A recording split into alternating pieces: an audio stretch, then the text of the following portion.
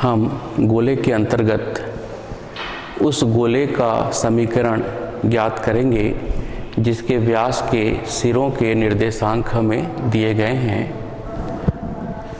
गोले का समीकरण जिसके व्यास के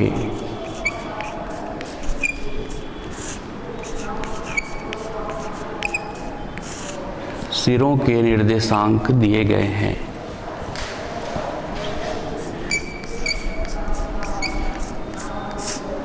सिरों के निर्देशांक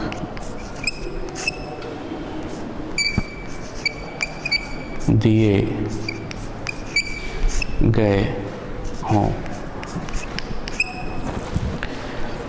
उस गोले का समीकरण ज्ञात करना है जिसके व्यास के सिरों के निर्देशांक दिए गए हों।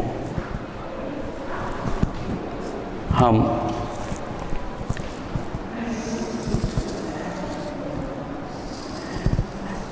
इस गोले पर विचार करेंगे।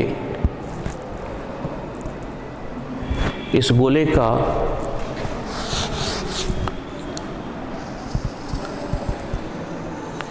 केंद्र दिया गया है तथा व्यास दिया गया है। इस गोले का व्यास हमें दिया गया है AB।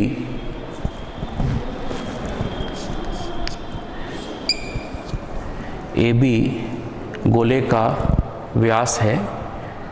गोले का केंद्र C।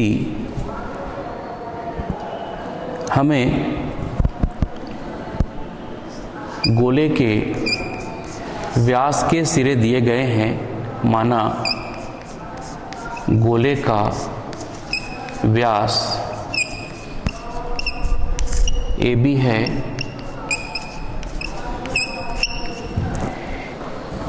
A और B के निर्देशांक दिए गए हैं। A के निर्देशांक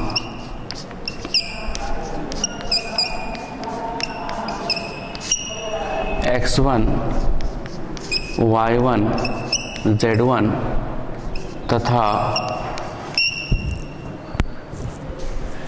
B के निर्देशांक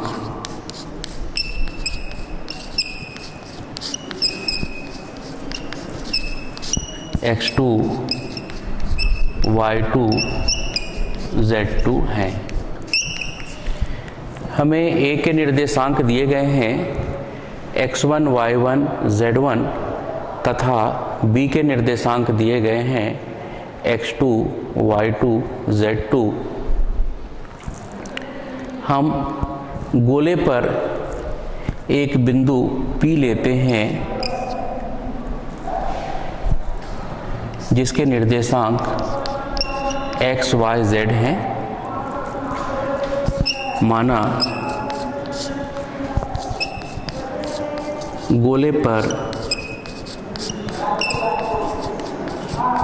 बिंदु P है जिसके निर्देशांक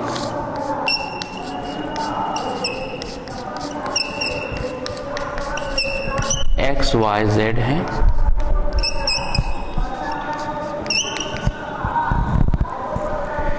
इस प्रकार बिंदु A x1, y1, z1, बिंदु B x2, y2, z2 है तथा बिंदु P इसके निर्देशांक x, y, z है। हम P को A से मिलाते हैं तथा P को B से मिलाते हैं। हम PA तथा PB के दिक् अनुपात प्राप्त कर लेते हैं। PA का दिक् अनुपात PA के दिक् अनुपात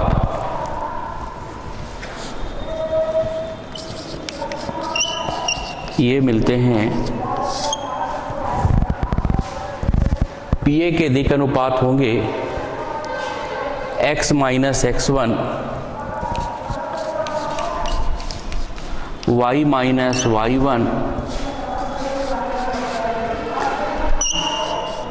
z minus z1। P A के दिक् अनुपात हमें प्राप्त होते हैं x minus x1 y minus y1 तथा z minus z1। P B के दिक् अनुपात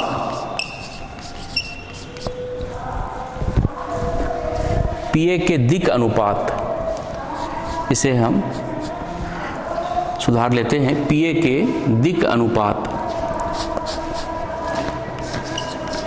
पी ए के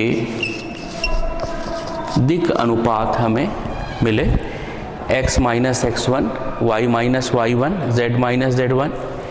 पी बी के दिक् अनुपात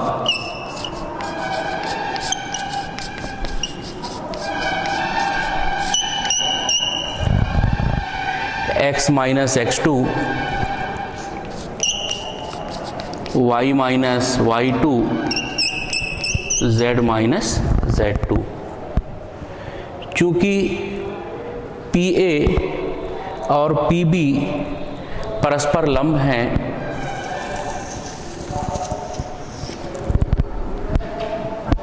चूँकि पी ए और पी बी परस्पर लंबवत हैं,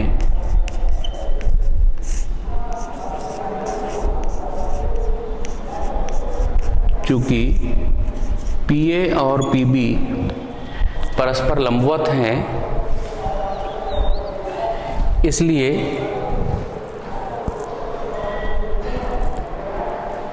इनके दिक् अनुपातों के लिए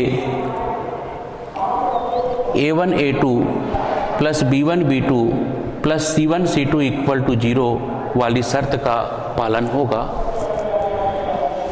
तो हमें ये मिलता है x minus x1 into x minus x2 plus y minus y1 into y minus y2 plus z minus z1 into z minus z2 equal to 0। यह दिए गए गोले का समीकरण है जिसके व्यास के सिरे x1 y1 z1 तथा x2 y2 z2 हैं। यहाँ पर हमने इस शर्त का उपयोग किया है दो लंबवत रेखाओं के लिए,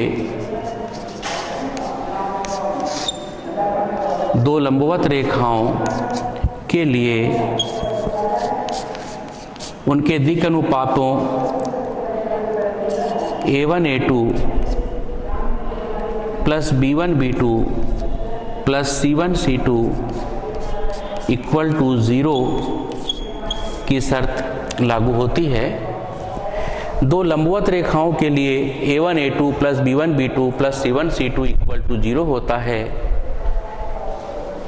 इसी सूत्र के आधार पर pa और pb यहाँ पर परस्पर लंबवत हैं, तो इनके दिक् अनुपातों के लिए भी इस शर्त का पालन होगा। तो हमें मिलेगा x minus x1 x minus x2 plus y minus y1 y minus y2 plus z minus z1 z minus z2 equal to 0।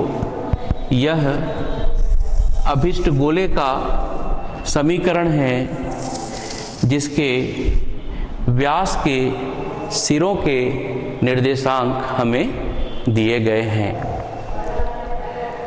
अब हम एक उदाहरण पर विचार करेंगे जिसमें गोले के व्यास के सिरों के निर्देशांक दिए गए हैं। हमें गोले का समीकरण ज्ञात करना है जिसके व्यास के सिरे दिए गए हैं। हमें उस गोले का समीकरण ज्ञात करना है।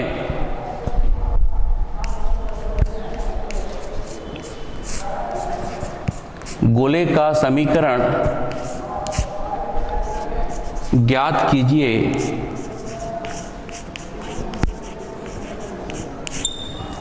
जिसके व्यास के सिरों के निर्देशांक हमें दिए गए हैं। व्यास के सिरों के निर्देशांक हमें व्यास के सिरों के निर्देशांक दिए गए हैं 2, -3, 4 तथा -5, 6, -7।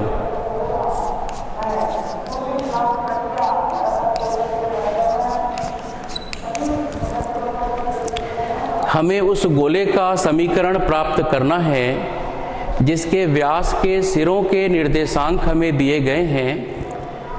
पहला सिरा है 2, -3, 4, जबकि दूसरा सिरा के निर्देशांक दिए गए हैं -5, 6, -7।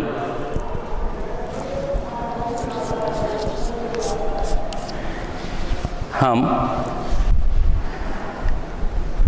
गोले के लिए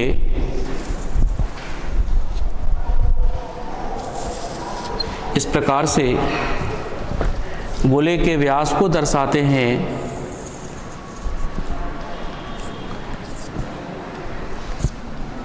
हमें ए और बी के निर्देशांक दिए गए हैं। गोले का व्यास ए बी है, हमें ए और बी के निर्देशांक दिए गए हैं।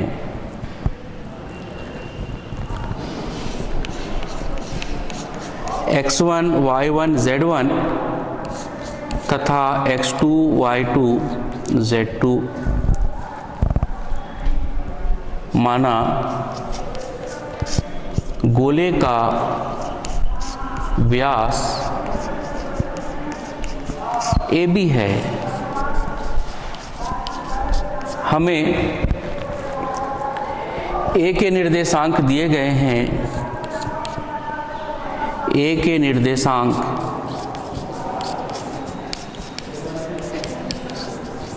दिए गए हैं। ए के निर्देशांक बराबर 2, -3, 4। बी के निर्देशांक ये दिए गए हैं -5, 6, -7। अतः x1, y1, z1 ए के निर्देशांकों को x1, y1, z1 ले सकते हैं, जबकि बी के निर्देशांकों को x2, y2, z2 ले सकते हैं। अब हमें गोले के समीकरण में मान रखना है। हम गोले के समीकरण में दिए गए मानों को रखते हैं। गोले के समीकरण में दिए गए मानों को रखते हैं तो ये प्राप्त होगा। गोले का समीकरण ये होगा x - x1, x - x2, y - y1, y - y2 plus z - z1, z - z2 = 0। इस समीकरण में हमें x1, y1, z1 और x2, y2, z2 के मान रखने हैं। तो ये हमें इस प्रकार मिलता है x माइनस 2 x माइनस 5, तो ये x प्लस 5। इसी प्रकार y के लिए y minus 3 y plus 3, y minus 6 तथा z के लिए z माइनस 4 z प्लस 7।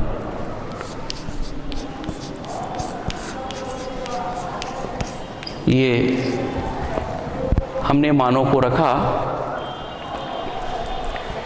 हमने x1 का मान रखा, x2 का मान रखा, फिर हमने y1 का मान रखा, y2 का मान रखा, फिर z1 का मान रखा, z2 का मान रखा।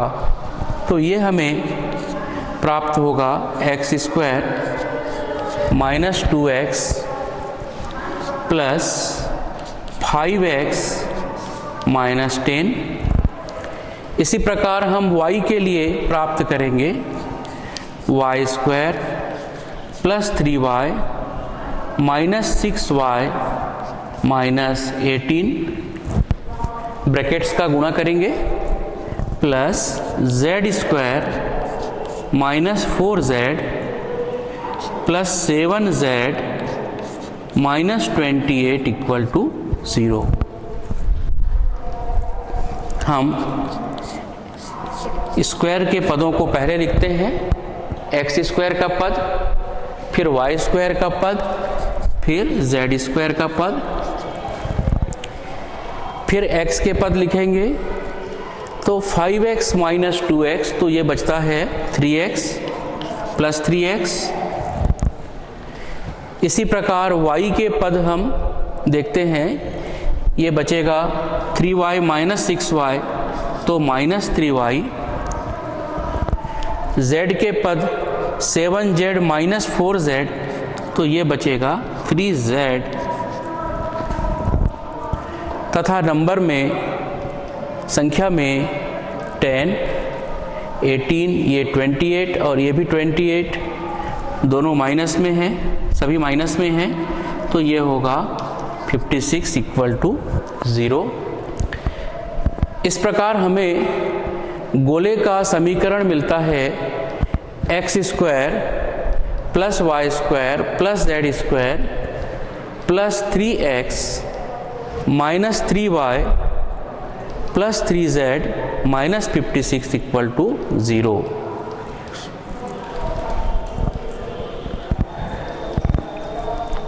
तो इस प्रकार हमने इस उदाहरण में गोले का समीकरण हमने प्राप्त किया। हमें व्यास के सिरे दिए गए थे, हमने व्यास के सिरों के निर्देशांक का प्रयोग किया तथा गोले के समीकरण में रखा। गोले के समीकरण में हमने x1 y1 z1 x2 y2 z2 के मानों को रखा तथा हमें गोले का समीकरण प्राप्त हुआ।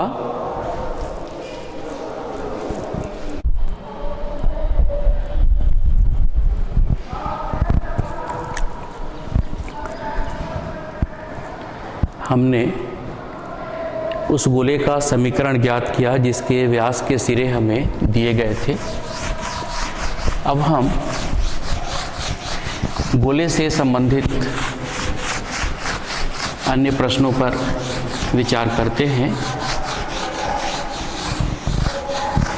हमें इस प्रश्न में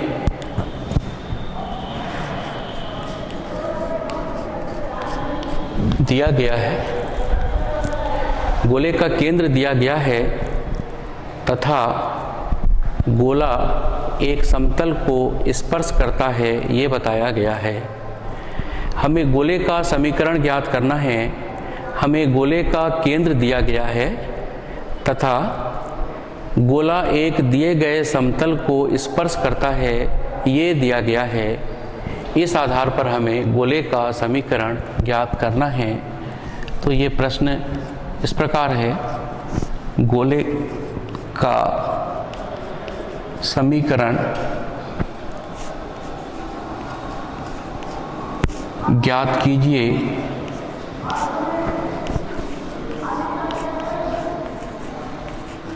गोले का समीकरण ज्ञात कीजिए जिसका केंद्र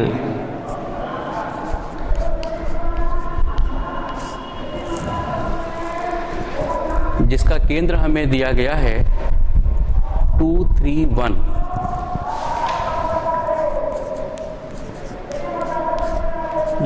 जिसका केंद्र 2, 3, 1 है तथा जो समतल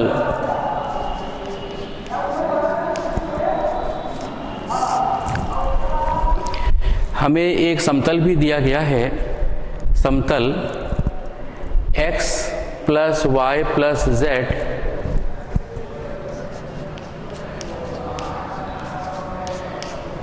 हमें एक समतल दिया गया है और समतल का समीकरण है x plus y plus z equal to 0 को स्पर्श करता है।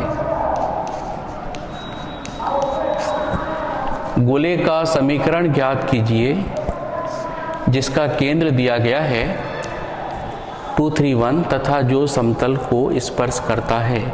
समतल का समीकरण x plus y plus z equal to 0 हमें दिया गया है। हम ये जानते हैं कि गोले के केंद्र से समतल पर डाले गए लंब की लंबाई गोले की त्रिज्या के बराबर होगी यदि गोला समतल को स्पर्श करता है। यदि गोला समतल को स्पर्श करता है तो गोले के केंद्र से समतल पर डाले गए लंब की लंबाई गोले की त्रिज्या के बराबर होगी। चूंकि गोला समतल को स्पर्श करता है, चूंकि गोला समतल को स्पर्श करता है, अतः गोले के केंद्र से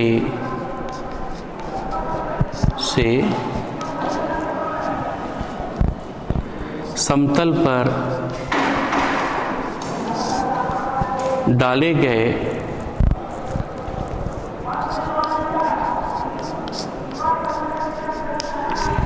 लंब की लंबाई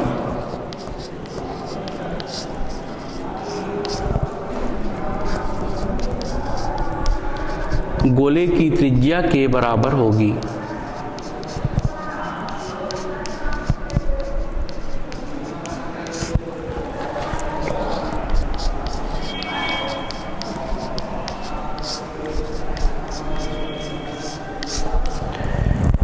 चूंकि गोला समतल को स्पर्श करता है, अतः गोले के केंद्र से समतल पर डाले गए लंब की लंबाई गोले की त्रिज्या के बराबर होगी। तो हम गोले की त्रिज्या का मान ज्ञात कर सकते हैं। अतः गोले की त्रिज्या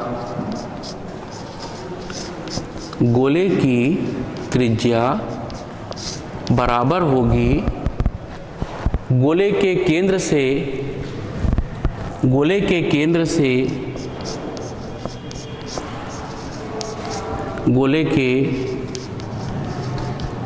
से समतल पर डाले गए लंब की लंबाई के बराबर।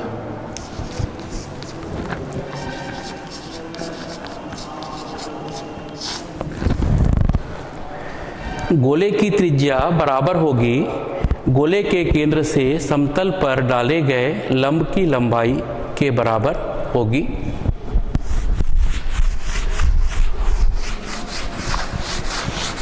हम गोले के केंद्र से समतल पर लंब डाल लेते हैं तो ये होगा गोले की त्रिज्या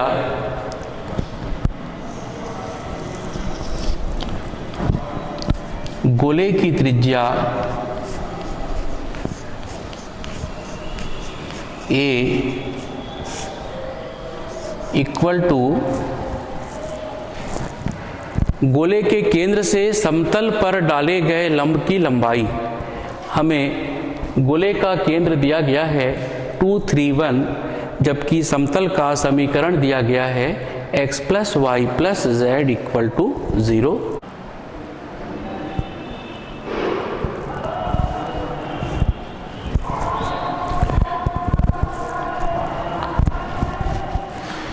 गोले की त्रिज्या होगी गोले के केंद्र से समतल पर डाले गए लंब की लंबाई के बराबर। तो हम ये देखते हैं गोले की त्रिज्या a का मान प्राप्त होगा केंद्र से समतल पर लंब की लंबाई। तो यहाँ लंब की लंबाई ये होगी 2 + 3 + 1 / √1² + 1² + 1²। तो a = 6/√3। ये a का मान प्राप्त होता है। इसे सरल करने पर इसे हम सरल करते हैं तो ये मान हमें प्राप्त होगा a = 2√3। 6/√3 को हमने 3 × 2/√3 लिखा और इसे आगे सरल किया तो हमें a का मान प्राप्त होता है 2√3। हमने गोले की त्रिज्या प्राप्त कर ली। अब गोले का समीकरण होगा गोले का समीकरण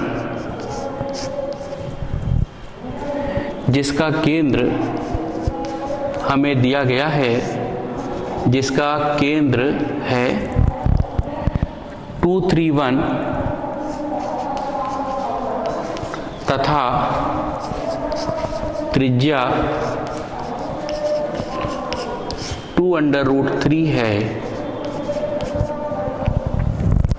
गोले का समीकरण जिसका केंद्र 2, 3, 1 तथा त्रिज्या 2√3 है, ये होगा x - 2 whole square y - 3 whole square plus z - 1 whole square equal to 2√3 whole square. हम ब्रैकेट्स का विस्तार करते हैं। ब्रैकेट्स को सूत्र के द्वारा खोलते हैं।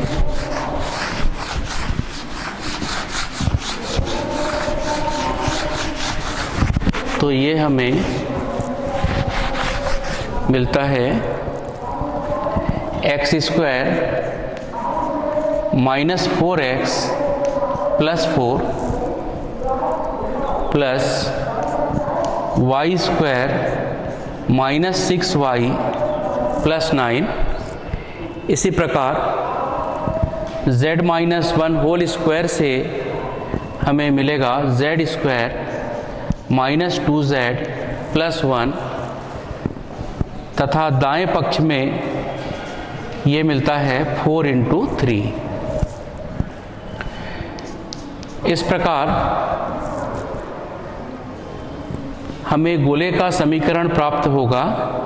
हम स्क्वायर के पदों को शुरू में रखते हैं x² + y² + z², फिर x का पद -4x, फिर y का पद -6y, फिर z का पद -2z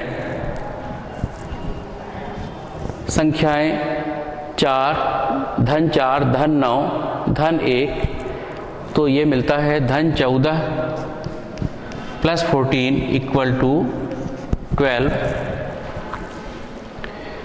तो इस प्रकार हमें गोले का समीकरण मिलेगा x square plus y square plus z square minus 4x minus 6y plus 2z plus 14 minus 12, तो ये होगा 2 प्लस 2 इक्वल टू 0। तो इस प्रकार हमने गोले का समीकरण प्राप्त किया x square plus y square plus z square minus 4x minus 6y minus 2z plus 2 equal to 0 हमें प्राप्त होता है। तो हमने इस प्रश्न में देखा, हमें गोले का केंद्र दिया गया है, गोले का केंद्र हमें दिया गया है 2, 3, 1 तथा गोला एक समतल को स्पर्श करता है, ये शर्त दी गई है।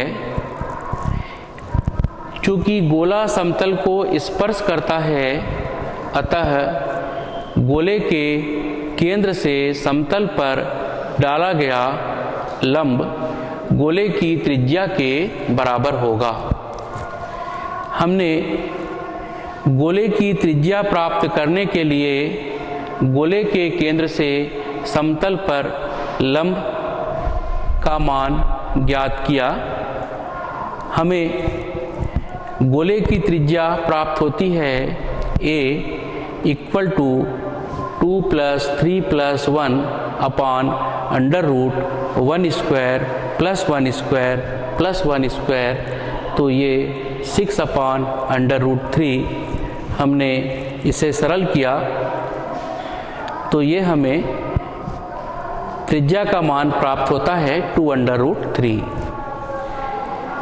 इसके पश्चात हम गोले का समीकरण प्राप्त करते हैं जिसका केंद्र हमें दिया गया है, केंद्र 2, 3, 1 है तथा गोले की त्रिज्या हमने प्राप्त कर ली है 2 अंडर रूट 3। अब गोले के समीकरण में हमने इन मानों को रखा। गोले का समीकरण जिसका केंद्र दिया गया है, जिसका केंद्र अल्फा बीटा गामा है तथा जिसकी त्रिज्या a है, वह होता है x minus alpha whole square plus y minus beta whole square plus z minus gamma whole square equal to a square. इस प्रश्न में अल्फा बीटा गामा के स्थान पर हमने 2, 3, 1 को रखा, तो ये हमें मिला x माइनस 2 का whole square plus y minus 3 whole square plus z minus 1 whole square equal to त्रिज्या के स्थान पे हमने 2 अंडर रूट 3 रखा, तो ये मिला 2 अंडर रूट 3 होल स्क्वायर। हमने ब्रैकेट्स को सूत्र की सहायता से हल किया, a minus B whole square का सूत्र यहाँ पे अप्लाई किया, तो इस प्रकार से हमें प्राप्त होता है x square minus 4x plus 4 plus y square minus 6y plus 9 plus z square minus 2z plus 1 equal to 4 into 3, 2 square 4 होगा और रूट 3 के स्क्वायर से 3 मिलेगा, तो ये 12 बन जाता है।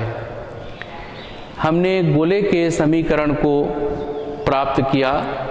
हमने स्क्वायर के पदों को पहले लिखा x square plus y square plus z square. अब हमने x के पदों को लिखा, यहाँ पर x का पद है माइनस 4x, फिर हमने y के पद को लिखा, फिर z के पद को लिखा। इसके बाद हमने संख्याओं को एक साथ रखा, तो हमें समतल तो हमें गोले का समीकरण प्राप्त हो गया, जो कि x square plus y square plus z square minus 4x minus 6y minus 2z plus 2 equal to 0 प्राप्त होता है। अब हम ऐसे प्रश्नों पर विचार करेंगे जिसमें हमें ये दिया गया है कि गोला दी गई बिंदुओं से होकर के गुजरता है तथा गोले का केंद्र दिए गए समतल पर स्थित है। चूँकि हमने ये देखा कि गोले के सामान्य समीकरण में u v w d 4 नियतांकों का प्रयोग किया गया है। गोले के सामान्य समीकरण x square plus y square plus z square plus 2ux plus 2by plus 2wz plus d equal to 0 में 4 नियतांकों का प्रयोग किया गया है। u v w d। इसलिए हम ऐसे प्रश्नों पर विचार करेंगे जिनमें ये दिया होगा कि गोला दिए गए 3 बिंदुओं से होकर के जाता है तथा गोले का केंद्र दिए गए समतल पर स्थित है। या ऐसे प्रश्न भी हो सकते हैं जिसमें ये कहा गया हो कि गोला दिए गए 4 बिंदुओं से होकर के जाता है। तो हम अपने अगले क्लास में गोले से संबंधित विभिन्न प्रश्नों पर विचार करेंगे। धन्यवाद।